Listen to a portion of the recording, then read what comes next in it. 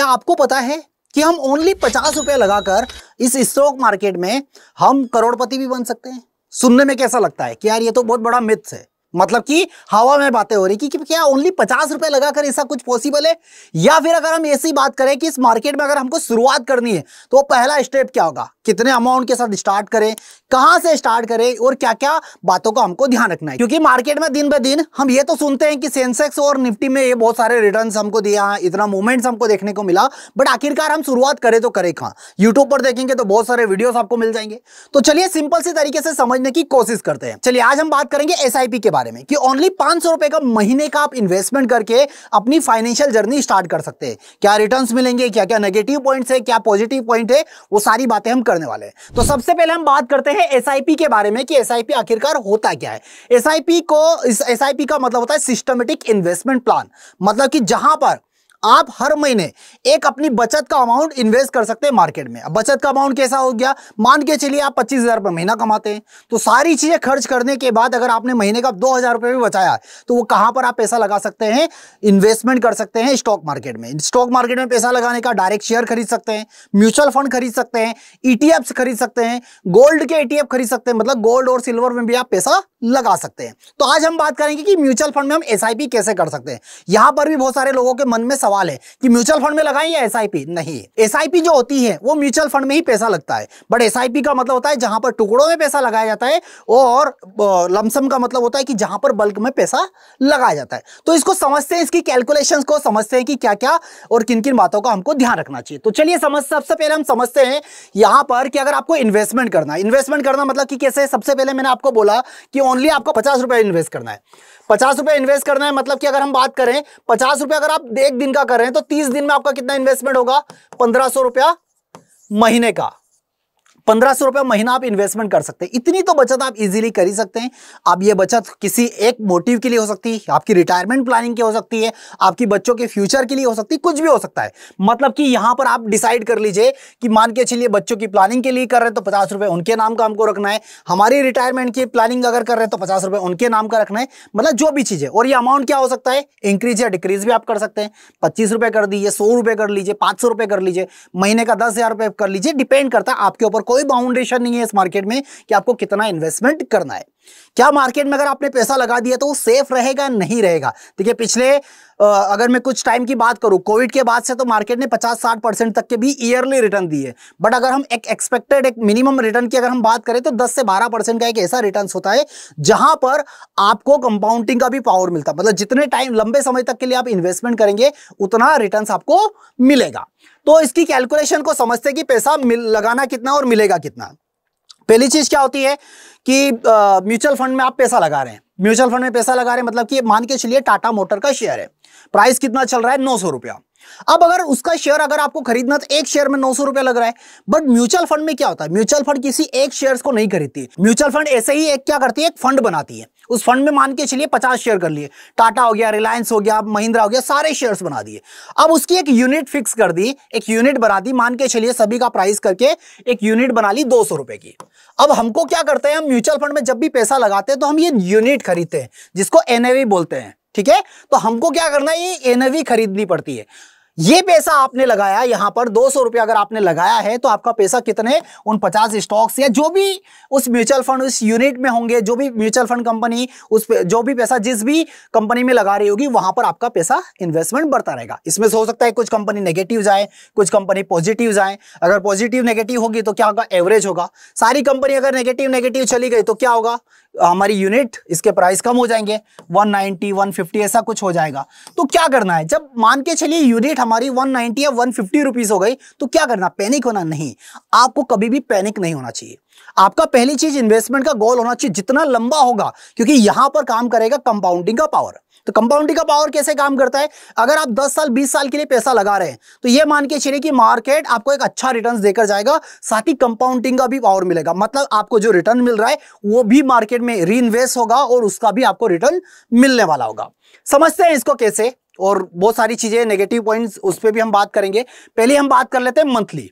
अब मान के चलिए अगर आपको मंथली कितना लगा रहा है, 1,000 रुपए का इन्वेस्टमेंट करना है, एक्सपेक्टेड रिटर्न हम कितना ले लेते हैं, मान के चलिए 1 साल में हमको 12% का रिटर्न मिलने वाला है। कितने टाइम ड्यूरेशन के लिए लगा रहे हैं हम, 10 साल के लिए इन्वेस्ट करने हैं। तो यहां पर आपका इन्वेस्टमेंट कितना होगा, 1,20,000 रुपए। आपको रिटर्न कितना मिलना है, एस्टिमेटेड 1,12,000 रुपए। टोटल आपकी फंड की वैल्यू हो जाएगी 2,32,000 रुपए आपको मिलने वाला है। अब इसको समझते हैं, देखिए कितना लगाया आपने, 1,20,000 लगाया, कितने, 10 साल के लिए, 1,000 रुपए ही महीने का आपने खर्च किया, मतलब साल का 12,000 रुपए। अब इसको देखिए लॉन्ग टर्म का मैं आपको कंपाउंडिंग का पावर दिखाता हूं। इसको कर दीजिए आप 20 ईयर, मतलब 20 साल के लिए पैसा लगा दीजिए। अब समझिए यहां पर अभी देखिए हमने कितना लगाया है, जस्ट अमाउंट डबल नहीं किया, अमाउंट वही है, बट जहां पर हम 10 साल के लिए पैसा लगा रहे थे उसको कर दिया 20 साल। अब समझिए यहां पर कितना इन्वेस्टमेंट हो गया, डबल हुआ तो 2,40,000 रुपए। अब रिटर्न देखिए 759, और आपका रिटर्न अब अमाउंट कितना हो गया, 2.5 लाख लगाया था और 7.5 लाख रुपए का रिटर्न हो चुका आपको। तो क्या हम 1,000 रुपए महीना इन्वेस्टमेंट नहीं कर सकते, इजीली कर सकते हैं। मार्केट में अप एंड डाउन आएंगे जाएंगे, बहुत सारी चीजें। अगर आपने कोई यूनिट खरीदी XYZ, मान के चलिए हम 200 रुपए से आपने यूनिट खरीद ली, तो ये एसआईपी में क्या होता है, एसआईपी में आपको हो सकता है कि 1 साल तक इसका प्राइस और नीचे मिले, मतलब डिस्काउंट पे। सोचिए अभी मंथ कौन सा चल रहा है हमारे पास, अभी मंथ चल रहा है फरवरी। अब फेब में हमने 200 रुपए में कोई यूनिट खरीदी, अगर हमको मार्च में यही यूनिट 180 रुपीज पर मिल रही है तो हम क्या करेंगे। सपोज सोचिए कोई दिवाली पर कोई ऑफर है, कोई डील आई है, अमेजोन फ्लिपकार्ट पे बहुत सारी ऑफर्स की डील चलती है, तो हम क्या करते हैं, हम ये थोड़ी सोचते कि सस्ता है मतलब खराब नहीं, हम और पैसा लगाते हैं। तो यहां पर आपको क्या करना है, जब एसआईपी, लोग क्या गलती करते हैं, जब वो 180 रुपए आ जाता है वहां पर एसआईपी कर देते हैं बंद। क्यों, क्योंकि 200 से खरीदा था, नीचे आ गया, नहीं करना है। बट यहां पर अगर आप चाहें तो अगर 1,000 रुपए लगा रहे हैं ना, तो यहां पर आप 2,000 रुपए लगाना स्टार्ट कर दीजिए। क्यों, क्योंकि सस्ता मिल रहा है, फिर ये रेट नहीं मिलेगा। अगर आप सोचोगे कि 4 साल बाद यही प्राइस मिले तो इम्पॉसिबल है। तो हमेशा गिरते हुए बाजार में अगर आप पैसा लगाएंगे तो आपको रिटर्न्स भी ज्यादा मिलने वाले हैं। ठीक है, तो इस तरीके से आप क्या कर सकते हैं, अपनी फाइनेंशियल जर्नी स्टार्ट कर सकते हैं। इसी के साथ अब यहीं पर बहुत सारे लोग का सर कि इन्वेस्टमेंट का अमाउंट कितना होना चाहिए, 1,000 2,000 कितना, अब मान के चलिए 1,000 रुपए, यहीं पर अगर आप 5,000 रुपए इन्वेस्टमेंट करते हैं और 12% का हम रिटर्न लेते हैं तो आपका पैसा कितना जाएगा, समझिए। आप इन्वेस्टमेंट करेंगे 12 लाख रुपए, आपका रिटर्न मिलेगा 37, मतलब 38 लाख रुपीस मिल रहा है।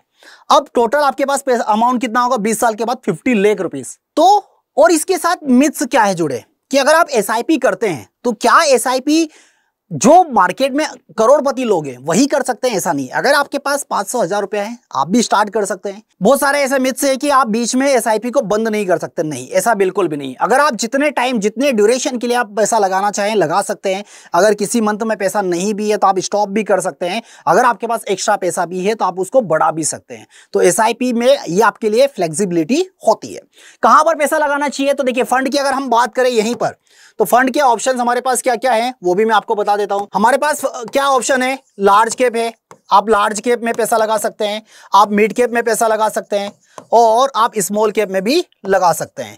अब स्मॉल कैप के पास आपके पास ऑप्शन है हाइब्रिड का, आप हाइब्रिड फंड में भी पैसा लगा सकते हैं। अगर आप लार्ज कैप में लगा रहे हैं तो यहां पर क्या होगा, लो रिटर्न और लो रिस्क है। क्यों, क्योंकि यहां पर जो पैसा आपका लगता है वो लार्ज कैप कंपनी में लगता है। मिड कैप में अगर आप लगा रहे हैं तो मॉडरेट रिस्क है और मॉडरेट रिटर्न है, मतलब कि ज्यादा रिस्क भी नहीं है और ज्यादा रिटर्न्स भी नहीं है। बट अगर आप स्मॉल कैप फंड में पैसा लगा रहे हैं तो स्मॉल कैप में क्या होगा, स्मॉल कैप में रिटर्न के चांसेस बहुत ज्यादा है। मतलब कि ये मान के चलिए अगर आपने कोई यूनिट 100 रुपए से खरीदा है तो इसके 300-400 रुपए भी होने के चांसेस है, और इस यूनिट के 10 रुपए भी होने के चांसेस है। मतलब इतना रिस्की होता है ये। अगर आप हाइब्रिड फंड में लगाते हैं तो ये हाइब्रिड फंड सबसे सेफ माना जाता है, क्योंकि ये बैलेंस फंड होता है। मतलब कि आपका पूरा पैसा इसमें कुछ इक्विटी और कुछ डेब्ट फंड में लगाया जाता है, जैसे गवर्नमेंट सिक्योरिटी। तो अगर आप रिस्क नहीं लेना चाहते हैं तो हाइब्रिड में चले जाइए। अगर आप नई एज मान के चलिए 20 से 30 की एज में है तो आप कुछ पैसा स्मॉल कैप में, कुछ मिड कैप में और कुछ लार्ज कैप में लगाइए। आप 30-40 में हैं तो यहां पर आप दोनों में पैसा लगाइए, मिड कैप और लार्ज कैप में। आप 40 या 45 प्लस एज में ओनली आप लार्ज कैप में ही लगाइए। आप 50 प्लस हैं तो आप हाइब्रिड फंड में पैसा लगाइए। तो इस तरीके से आप मार्केट में इन्वेस्टमेंट कर सकते हैं।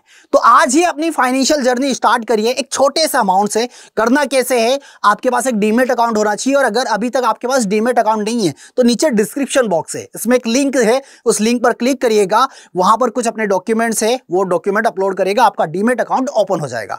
जैसा आपका बैंक अकाउंट होता है वैसे ही आपका डीमेट अकाउंट होगा। हर महीने एक फिक्स अमाउंट उसी आपके सेविंग अकाउंट से कटता जाएगा। जब आप विड्रॉ करेंगे तो उसी सेविंग अकाउंट में आपको पैसा भी विड्रॉ होगा, किसी और के अकाउंट में पैसा नहीं जा सकता।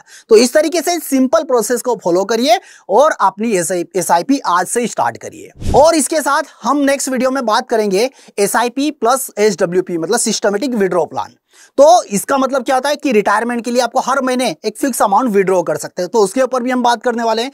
तो इस यूट्यूब चैनल पर अगर आप नए हैं तो चैनल को सब्सक्राइब कर लीजिए और बेल आइकन को प्रेस करना बिल्कुल मत भूलिएगा। क्यों? ऐसे वीडियो के नोटिफिकेशन आपको मिलते रहे। तो फिलहाल मेरी तरफ से आज के लिए इतना ही, फिर हम मिलेंगे नेक्स्ट वीडियो में नेक्स्ट कंटेंट के साथ। Thank you so much.